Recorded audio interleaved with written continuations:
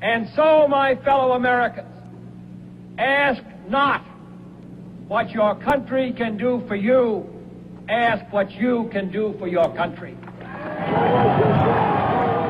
I pledge you that we shall neither commit nor provoke aggression, that we shall neither flee nor invoke the threat of force, that we shall never negotiate out of fear, and we shall never fear to negotiate. Terror is not a new weapon. Throughout history, it has been used by those who could not prevail either by persuasion or example. But inevitably they fail, either because men are not afraid to die for a life worth living, or because the terrorists themselves came to realize that free men cannot be frightened by threats and that aggression would meet its own response. And it is in the light of that history that every nation today should know, be he friend or foe, that the United States has both the will and the weapons to join free men in standing up to their responsibilities. All free men, wherever they may live, are citizens of Berlin.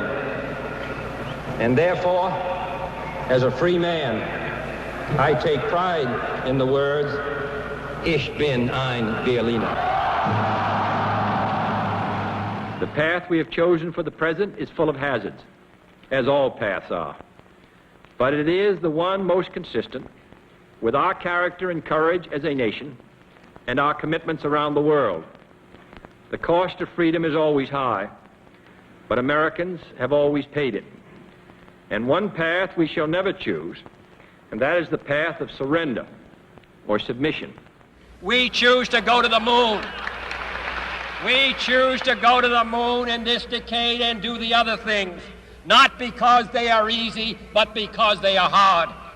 Because that goal will serve to organize and measure the best of our energies and skills.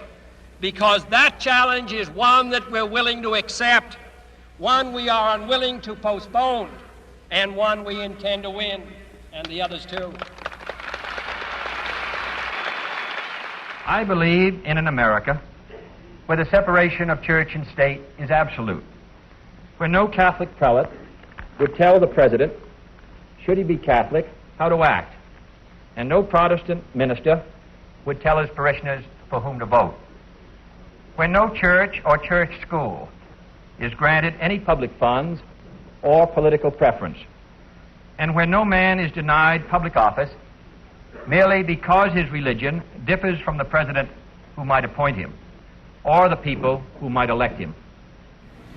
I have therefore chosen this time and place to discuss a topic on which ignorance too often abounds and the truth too rarely perceived, and that is the most important topic on earth, peace.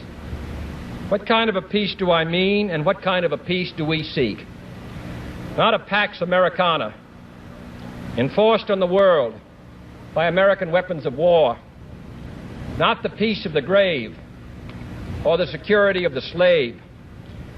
I am talking about genuine peace, the kind of peace that makes life on earth worth living, the kind that enables men and nations to grow and to hope and build a better life for their children. Not merely peace for Americans, but peace for all men and women. Not merely peace in our time, but peace in all time. We are confronted primarily with a moral issue. It is as old as the Scriptures and is as clear as the American Constitution. The heart of the question is whether all Americans are to be afforded equal rights and equal opportunities, whether we are going to treat our fellow Americans as we want to be treated. If an American, because his skin is dark, cannot eat lunch in a restaurant open to the public, if he cannot send his children to the best public school available, if he cannot vote for the public officials who represent him, if, in short, he cannot enjoy the full and free life which all of us want, then who among us would be content to have the color of his skin changed and stand in his place, who among us would then be content with the counsels of patience and delay? 100 years of delay have passed since President Lincoln freed the slaves, yet their heirs, their grandsons, are not fully free.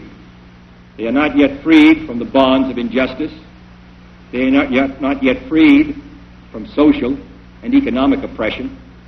And this nation, for all its hopes and all its boasts, will not be fully free until all its citizens are free. The very word secrecy is repugnant in a free and open society, and we are, as a people, inherently and historically opposed to secret societies, to secret oaths, and to secret proceedings. We decided long ago that the dangers of excessive and unwarranted concealment of pertinent facts far outweighed the dangers which are cited to justify it. Even today, there is little value in opposing the threat of a closed society by imitating its arbitrary restrictions.